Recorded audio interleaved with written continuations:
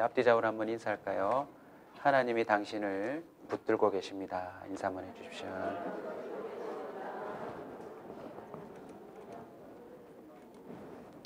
하나님이 붙들지 않고서는 이 자리에 나오기 힘드셨겠죠. 제가 이번 주에 이발을 했는데 괜찮나요? 아니라고 하면 어쩔 겁니까? 내 머리인데 뭐, 그죠? 여러분이 어떻게 말씀하시든 머리를 좀 이렇게 짧게 자르고 나니까 기분이 되게 좋아요. 저는 머리 스타일이 약간 반곱슬입니다. 그래서 여름이 되면 조금만 땀을 흘리면 아침에 머리 감고 나선 찬머리였는데 점심이 되면 뽀글머리가 돼 있어요. 그래서 지저분하기도 하고 저도 머리 간수하기가 쉽지 않습니다. 그런데 머리를 좀 짧게 자르고 나면 기분이 그렇게 좋을 수가 없어요. 보는 사람이 어떻든. 제가 왜 이야기를 하냐면 변화는 그 사람에게 행복한 것입니다. 특별히 좋은 변화는 그 사람뿐만 아니라 주변 사람들에게도 축복이 되는 것인 줄 믿으시기 바랍니다. 저와 여러분은 계속 좋게 변하셔야 합니다. 오늘도 이 예배 가운데 하나님을 제대로 예배한다면 우리는 변화되어 나가게 될 줄로 믿습니다. 5월을 맞아서 오늘 마지막 주인데요. 가정의 변화를 위해 계속 말씀을 나누고 있습니다. 가정의 변화를 위해서 오늘 말씀을 통하여 이렇게 제목을 한번 정해봤습니다. 의무가 아닌 참사랑으로. 제가 여러분을 잘 모르지만 단편적으로나마 여러분을 보니까요, 우리 교회 성도들이 다 착해요. 착하시면 아멘. 대답 하나 못된 분들이 좀 있습니다. 네. 대체로요, 왜 착하냐면 나름 자기의 삶을 열심히 사시는 것 같아요. 그런데요, 우리의 삶은 의무로만 다 되는 게 아닙니다.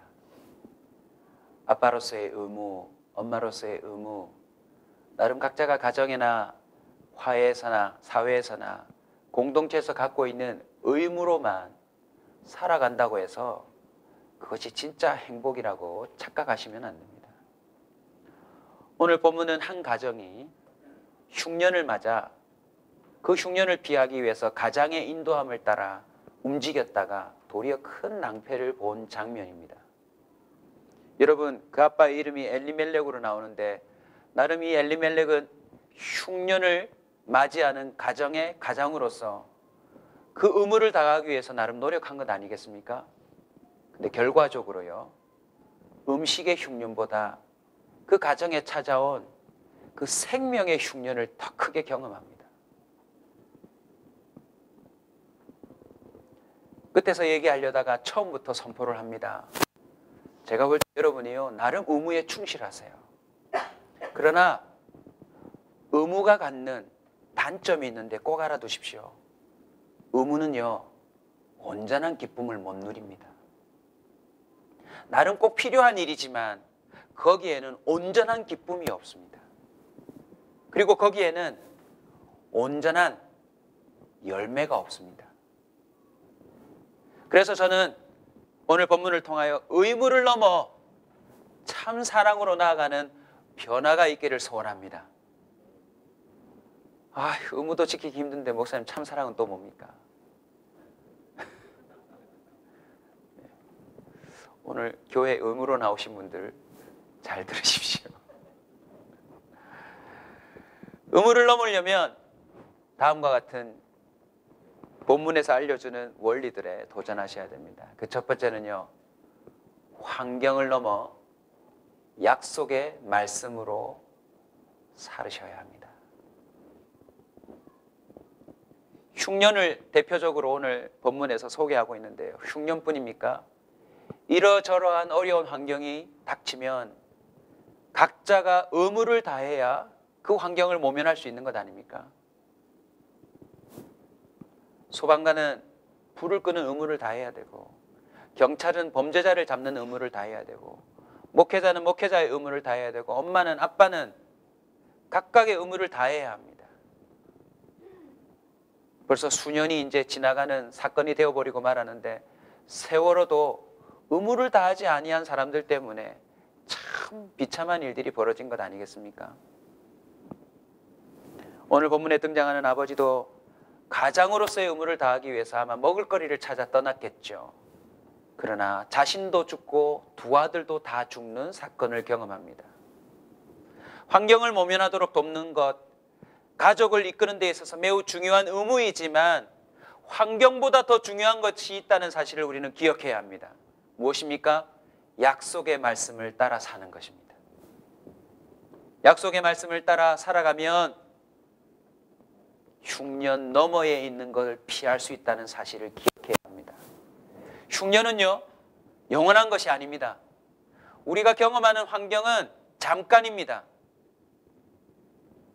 오늘 본문에 흉년을 피하려 하였지만 죽음을 피하지는 못했습니다. 자, 더군다나 흉년을 피하려고 무슨 땅으로 갔죠?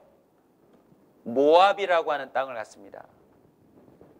모압이라는 땅을 잠깐만 소개하자면 아브라함의 조카 롯이 있는데 그 조카 롯이 가만 삼촌과 함께 하나님을 따라가는 삶을 포기하고 소돔과 고모라라고 하는 눈에 보기에 넉넉하고 대박이 날 것 같은 지역을 선택해 가버립니다.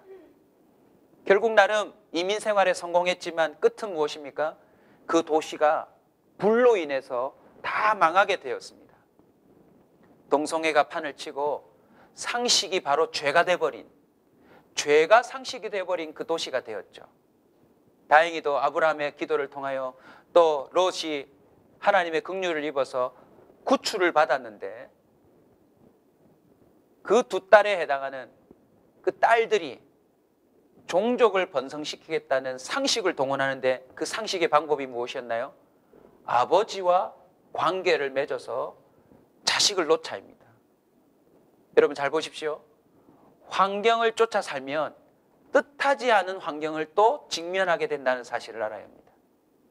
결국은 아버지를 제정신에 하면은 불가능하니까 술을 먹여서 결국 아버지와 관계를 맺고 아이를 놓는데 그게 바로 첫째 딸이 놓은 아들이 모압입니다.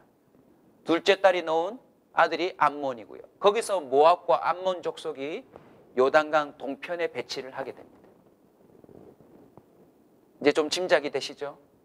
흉년을 피해 모압으로 갔다는 것, 먹을거리는 얻을 수 있을지 모르지만 그다지 선한 걸 기대할 수 없다라는 걸 우리는 직감할 수 있을 것입니다. 저와 여러분은 지난주에도 의무를 다하셨을 것입니다.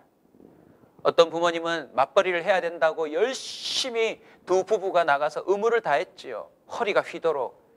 근데 그게 오히려 자식을 망칠 수도 있다는 사실을 우리는 알아야 합니다. 나는 선생님으로서의, 나름 또 부모로서의, 나름 어른으로서의 의무를 다한다 하지만 그게 오히려 내 인생을 망칠 수도 있다는 사실을 우리는 점검해 보아야 합니다. 잠깐 동안의 흉년을 피했지만 집안에 남자가 다 죽었어요.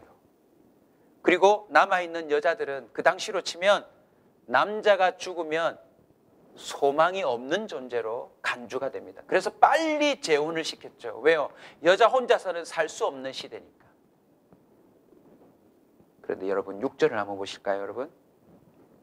우리 다 같이 6절 한 번만 읽어주십시오. 시작.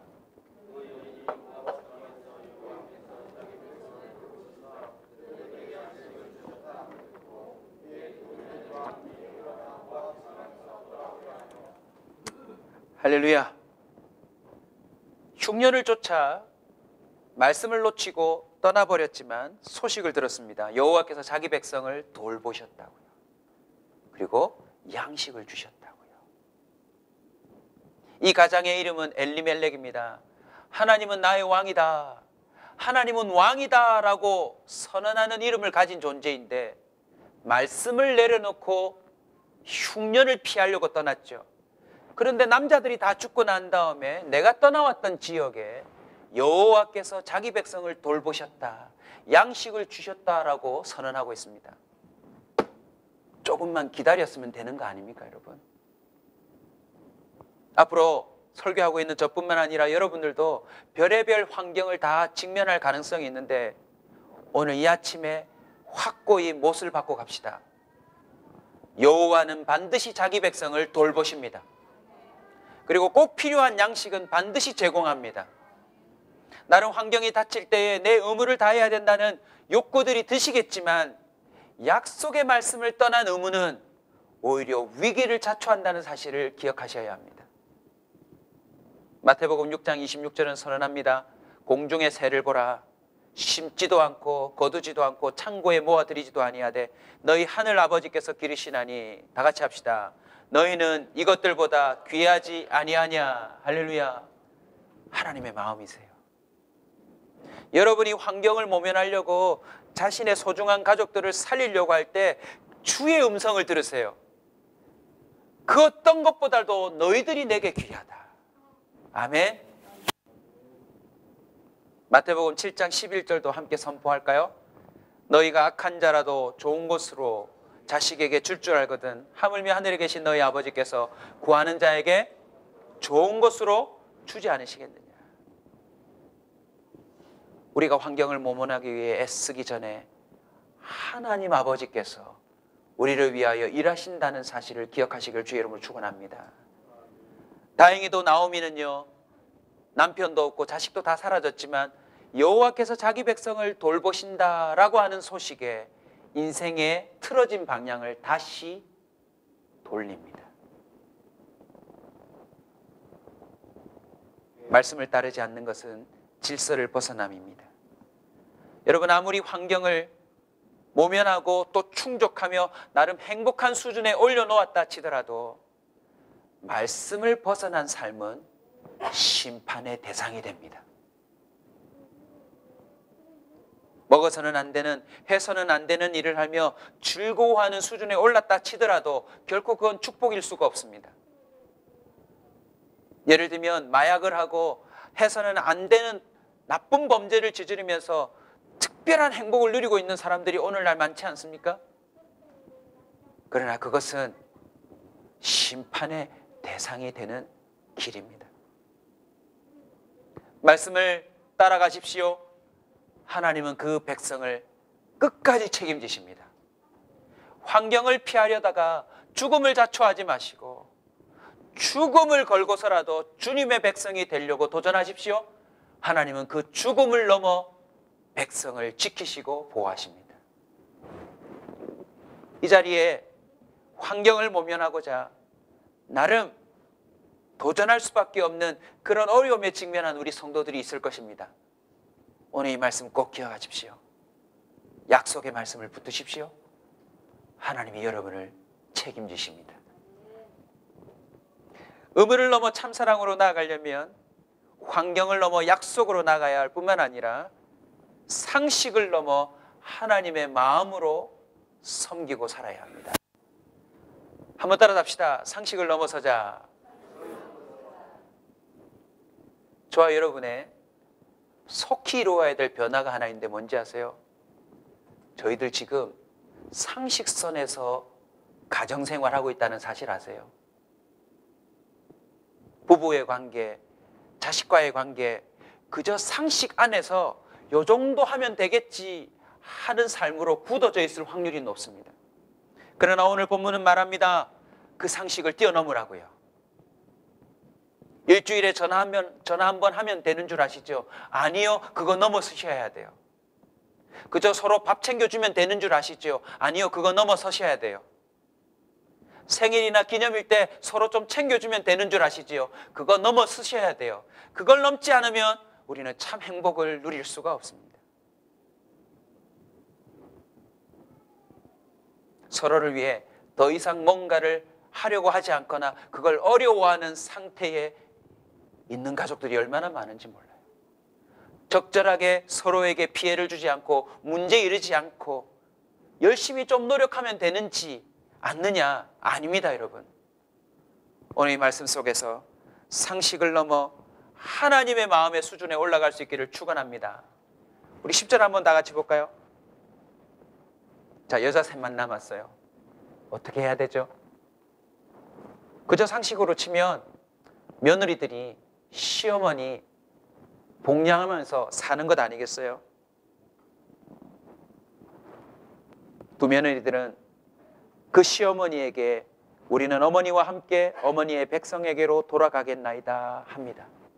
어머니 우리가 섬겨야죠. 어머니 우리가 어머니를 도와야죠. 아버지를 도와야죠. 상식입니다. 그런데요, 14절 다 같이 한번 읽읍시다. 시작.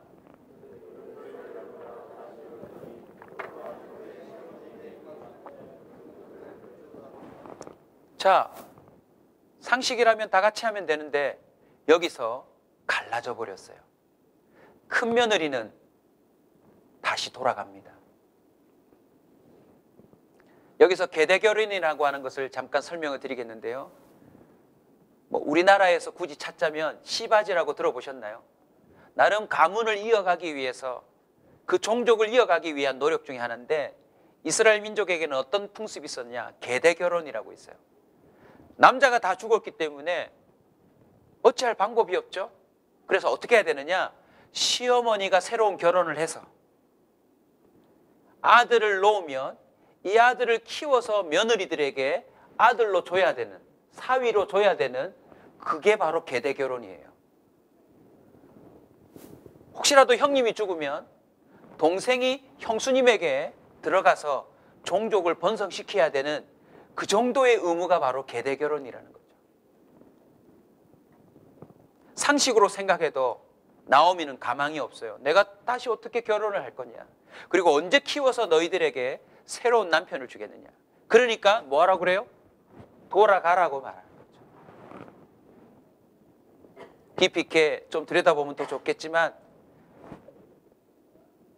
얕게라도 살펴보면 이 모든 사람들이요, 적정한 수준에서 시어머니 역할, 적정한 수준에서의 며느리 역할을 다 하려고 서로 나름 하고 있다는 거죠. 나쁜 거 아니에요, 여러분. 서로 위하는 거니까. 그런데 룻이라고 하는 이 며느리는요, 그 상식을 넘고 있어요. 우리 다 같이 한번 넘어서는 장을 읽어볼까요, 여러분? 16절 다 같이 읽읍시다. 시작.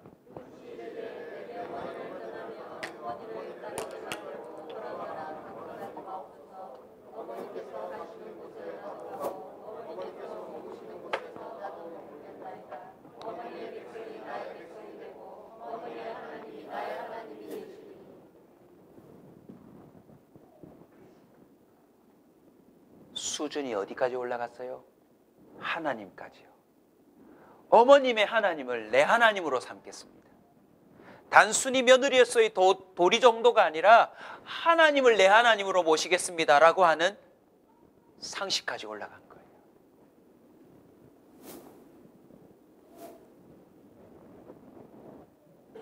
한 가지 묻고 넘어갑시다. 지금 대체로 가족들끼리 있는데요. 자, 먼저 아내들 한번 대답하십시오. 여러분의 남편은 나를 특별하게 사랑해 줍니까? 아니면 앞집 아저씨나 뒷집 아저씨나 아랫집 아저씨나 윗집 아저씨나 평범한 남편들처럼 사랑해 주십니까? 우리 남편은 상식을 넘어날 사랑해 준다. 그런 분 계세요 혹시? 요즘은 음식 쓰레기 버리는 걸로 안 통합니다. 이제는 워낙 많이 버리니까. 어떠세요 여러분? 어르신들 한번 답변해 주십시오. 우리 자식은 우리 동네에서 모든 자식들을 뛰어넘을 만큼 나한테 효도한다는 자식이 있으세요 혹시? 우리 오남현 아버님 그럼요 이렇게 하셨어요. 어떡하죠? 딸들이 없는데. 네. 한 분 계시네요. 다른 분들은 어떠세요? 하은이하고 오집사님하고 막 스파크가 올려. 어떠세요 오집사님? 하은이는 상식을 넘어 효도하고 있나요? 네. 아니라면 어쩔 거예요. 네. 싸울 수도 없고. 사실 한번 점검해 보세요. 저부터 양심 고백을 하면 저 그냥 평범한 남편으로서 사랑하고 있는 거예요. 부끄러운 예화 하나 들어볼게요. 수기공모 대상을 받은 글이랍니다. 가정의 달이 되면 자주 인용되는 글인데 수기공모니까 실화겠죠? 한번 들어보십시오. 네, 반주 한번 해주세요. 손수건 준비하시고요. 한 며느리의, 룻과 같은 며느리의 수기공모입니다. 내 나이 11살에 아버지가 돌아가셨다. 내 아래에 여동생이 하나 있다. 전업주부였던 엄마는 그때부터 생계를 책임지셔야 했다. 못 먹고 못 입었던 것은 아니었지만 여유롭지는 않았다. 대학 졸업 후 입사 2년 만에 결혼을 하였다. 처음부터 시어머니가 좋았다. 어머니도 나를 아주 마음에 들어 하셨다. 10년 전 결혼 후 1년 만에 친정엄마가 암 선고를 받으셨다. 난 엄마 건강도 걱정이었지만 수술비와 입원비 걱정부터 해야 했다. 남편은 걱정 말라고 내일 돈을 융통해 볼 터이니 오늘은 우선 푹 자라고 얘기해 주었다. 다음날 엄마를 입원시키려고 친정에 갔지만 엄마 당신도 선뜻 나서지를 못하셨다. 마무리를 지어야 할 일들이 있으니 4일 후에 입원하자 하셨다. 집으로 돌아오는 버스 안에서 하염없이 눈물이 났다. 그때 시어머니에게서 전화가 왔다. 지은아, 너 울어? 울지 말고 내일 3시간만 내게 시간을 내다오.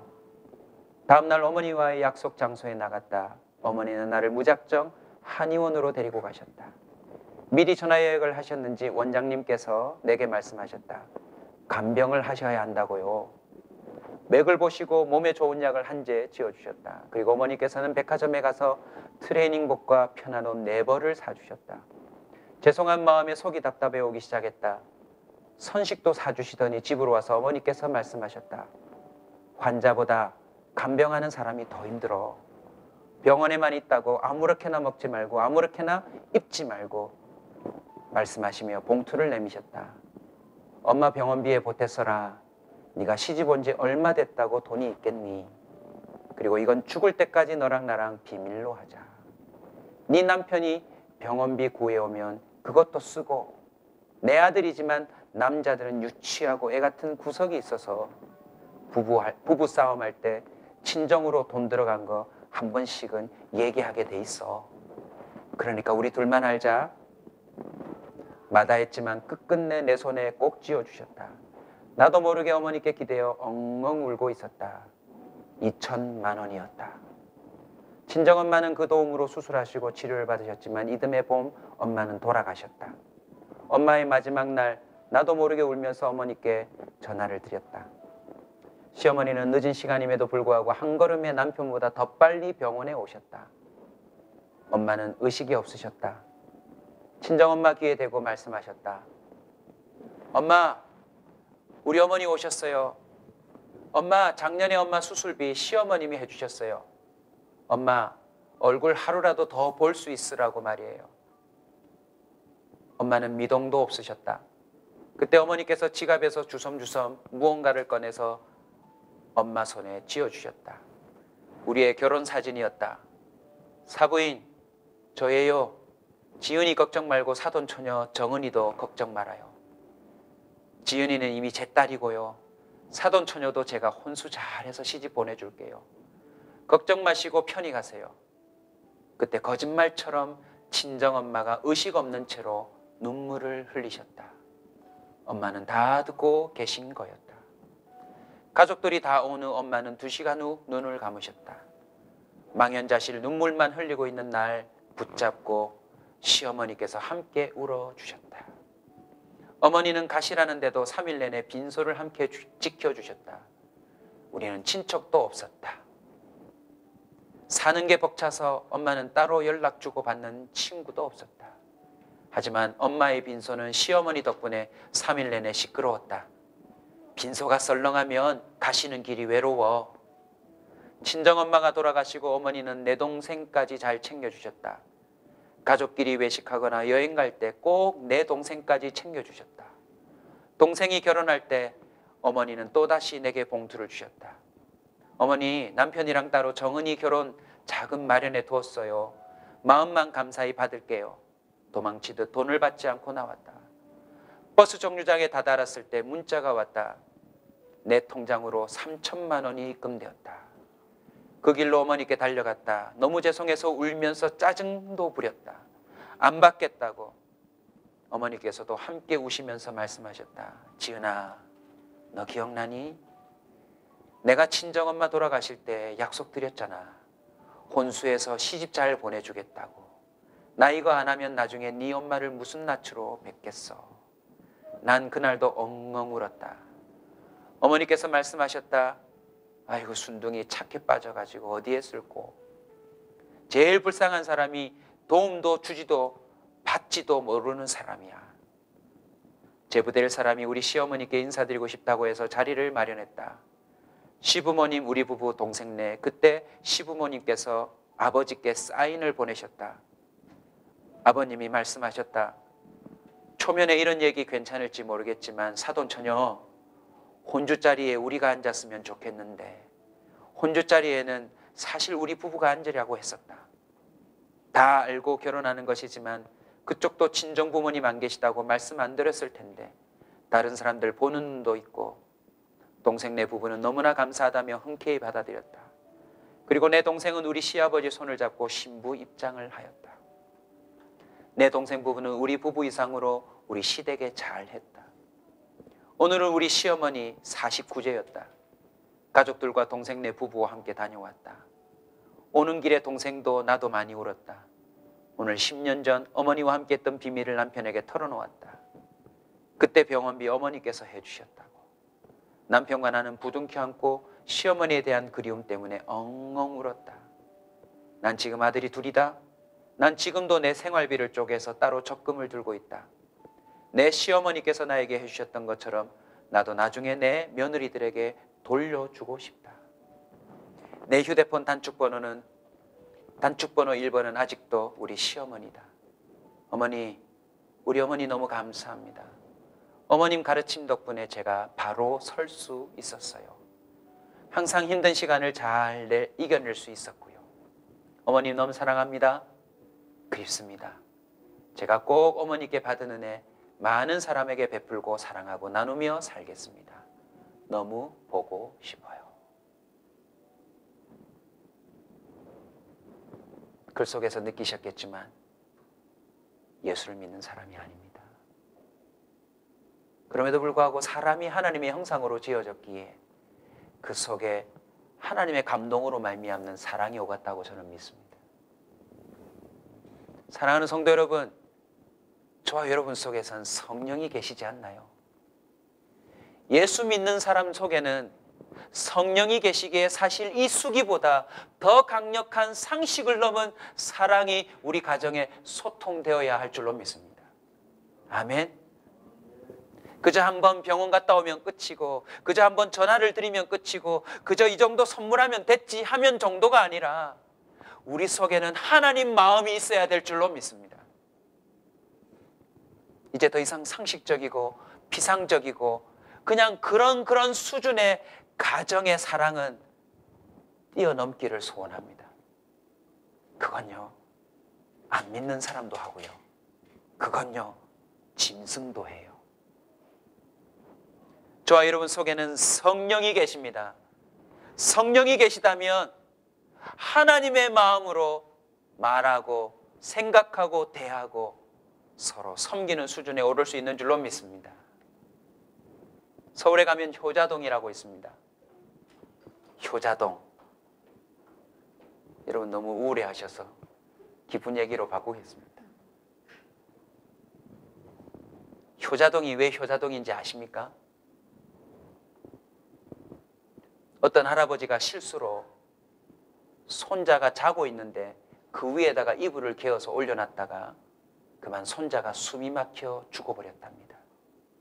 할아버지는 까마득히 모르고 있었는데 그 아이의 엄마가 아이를 찾다가 발견해 보았더니 이미 숨이 끊어져 있더랍니다. 자초지종을 알고서는 그 어머니는 죽은 아이를 가만히 끌어안고 나와서 할아버지가 이 사실을 모르도록 했대요. 그리고 남편에게 찾아가서 이렇게 해서 아이가 죽었다라고 얘기를 했더니 남편은 정말 큰 화를 내더랍니다. 근데 그 화가 죽은 자식을 향한 화였대요. 이런 불효자식이 있나? 하필이면 왜 거기서 자가지고 할아버지 마음을 아프시게 할 일을 만드는 거. 에이 못된 놈 같으니라고. 할아버지를 살인자로 만들어 하고는요, 화를 노발대발 내면서 주군의 뺨을 팍 때렸대요. 근데 그 순간 애가 눈을 떴대요.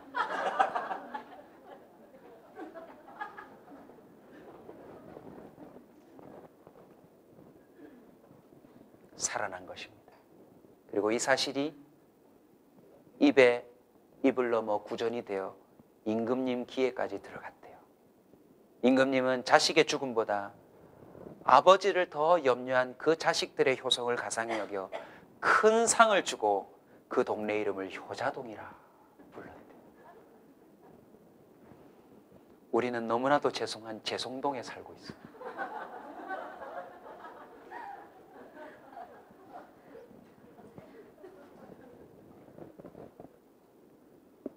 짧은 설교이지만 소원합니다. 상식을 넘어 하나님의 마음으로 우리 사랑 한번 해보지 않겠습니까? 그냥 그렇게 설거지 해주고 방 치워주고 여보 내가 이거 했잖아 생색내는 정도가 아니라, 아들아 딸아 아빠가 이렇게 고생하며 돈 벌면 됐지 어떻게 하란 말이냐, 그 정도가 아니라 하나님의 마음으로 말입니다. 또 하나 재미난 실제 사연을 소개할까요? 화면 한번 띄워주실래요? 하은아, 목사님이 어릴 적 이 사진 봤단다. 미스 코리아가 탁 돼가지고 탁 이렇게 하는 어릴 적 사진을 본 적이 있거든요. 아, 참. 어릴 적 다 여자분들은 꿈 한번 가져봤죠? 공주가 되는 것, 미스 코리아가 되는 것. 하나이가 공주가 되고 싶대요. 아빠 보고. 그런데요, 이 아빠가 진짜 이 아이를 공주 되게 해줬어요. 우리는 그냥 왕관 하나 씌워주고 요술봉 하나 사다 주고 그냥 연기하듯이 마마 할 뿐인데, 지금 이 화면에 나오는 이 아빠는요, 지금 들고 있는 게 저 아이를 위한 왕국의 깃발이래요. 깃발만 만든 게 아니라 다음 장면 한번 보실래요?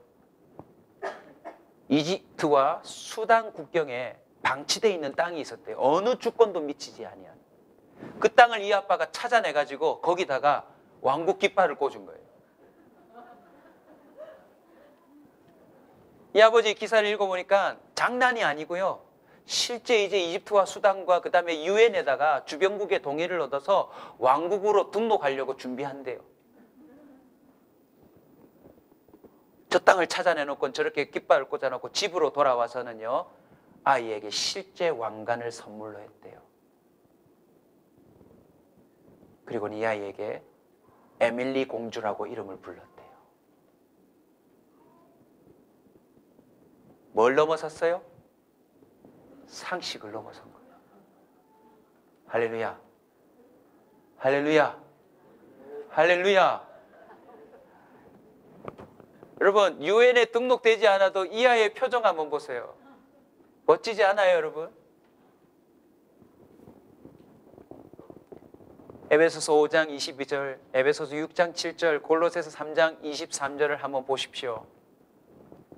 공통점이 뭔지 아세요? 죽게 하듯 하래요. 사람에게 하듯 하지 말고, 그게 부부 관계든지 사람 관계든지 무슨 일을 하든지 믿음의 사람들은 죽게 하듯 하래요. 할렐루야.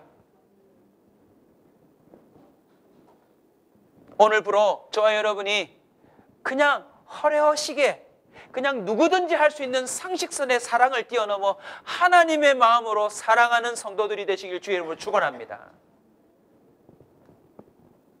사랑하는 딸을 위하여 실제로 저렇게 왕국도 만들어내는 아빠가 있는데, 저와 여러분은 어떤 아빠를 섬기는 줄 아세요? 사람의 모양으로 신이 그 상식을 넘어 신의 도리를 넘어 육신을 입습니다. 그리고는 우리를 죄인에서 하나님 나라의 아들과 딸로 만들기 위해서 십자가에 오르신 사랑을 받은 것 아닙니까, 여러분? 그래서 특별히 우리는 상식을 넘기 위해 오늘 우리 모두가 애써서 하나 넘어야 될 게 또 있습니다. 뭔지 아세요? 억지. 억지로 하지 말고 우리 속에는 자원함으로 하는 역사가 나타나야 합니다. 왜냐? 우리 속에 누가 계시니까요? 성령이 계시니까요. 성령이 아니고서는 그저 그런 의무, 그저 그런 사랑일지도 몰라요. 마태복음 5장 41절에 보면 누구든지 너는 억지로 오리를 가게 하거든 그 사람과 십리를 동행하라 그랬고, 고린도 후서 9장 7절에 보면 각각 마음에 정한 대로 할 것이요 인색함이나 억지로 하지 말지니 하나님은 즐겨내는 자를 사랑하시느니라. 베드로전서 5장 2절 우리 다 같이 읽읍시다. 시작.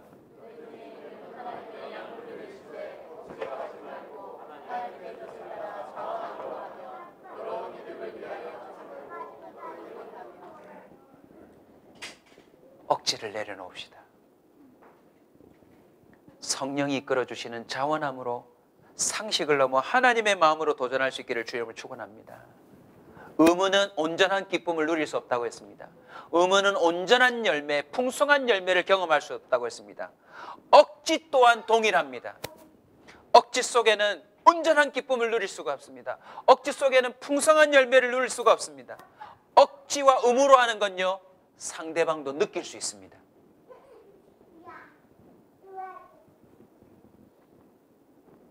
재미있는 얘기 또 하나 해드릴까요?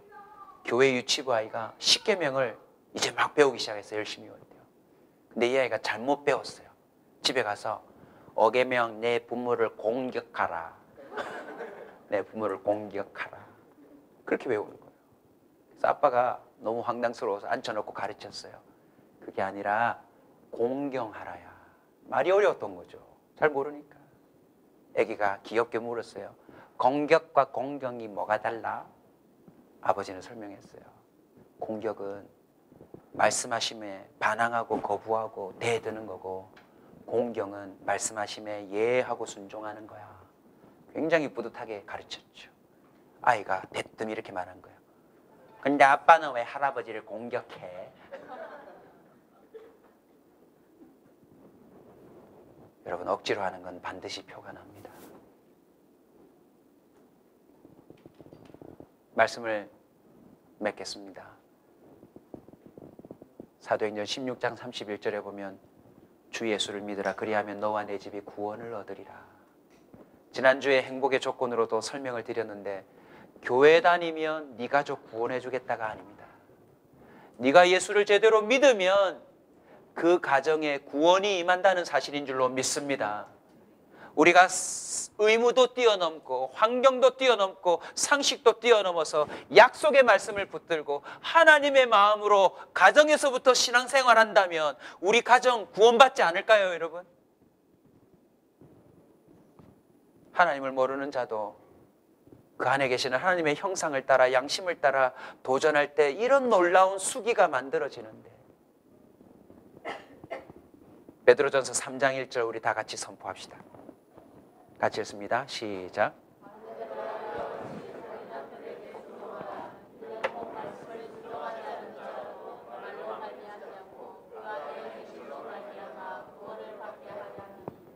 우리가 의무를 넘어 참사랑으로 행할 때 혹 하나님의 말씀에 불순종하는 남편이라도 부모라도 자녀라도 구원에 이를 수 있다라고 기록하고 있습니다. 저와 여러분은 예수 그리스도를 제대로 온전히 믿어야 합니다. 가족 간의 도리를 넘어 하나님의 사랑으로 가정의 구원을 이루는 복된 자가 되시길 주의 이름으로 축원합니다. 마태복음 5장 16절은 선포합니다. 이같이 너희 빛이 사람 앞에 비치게 하여 그들로 너희 착한 행실을 보고 하늘에 계신 너희 아버지께 영광을 돌리게 하라. 의무를 넘고 환경을 뛰어넘고 상식을 뛰어넘고 억지를 뛰어넘어 성령의 그 역사하심으로 우리가 사랑하고 섬길 때에 사람들은 하나님께 영광을 돌리게 될 줄로 믿습니다. 우리 주님은 모든 상식, 모든 예상, 모든 도리를 뛰어넘고 인간의 몸을 입으셨습니다. 왕으로 오셨지만 구유에 태어나셨고 나귀를 타고 등장하셨고 입을 수 없는 사람의 모양으로 자기를 낮출 때까지 낮추고 죽기까지 복종하셨습니다. 우리 베드로전서 3장 18절 마지막으로 큰 소리로 선포하고 말씀을 마치겠습니다. 같이 읽읍시다. 시작.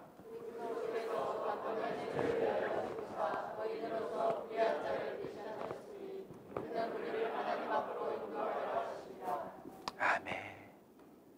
우리 주님은 우리를 하나님 앞으로 인도하시려고 모든 것을 뛰어넘으셨습니다. 온사교회 성도 여러분, 변합시다. 의무를 넘어 참 사랑으로 나도 살고 가정의 구원도 이루고 우리를 지켜보는 사람들이 멀리서 수기만 들어도 주께로 돌아오는 역사가 나타나기를 간절히 축원합니다.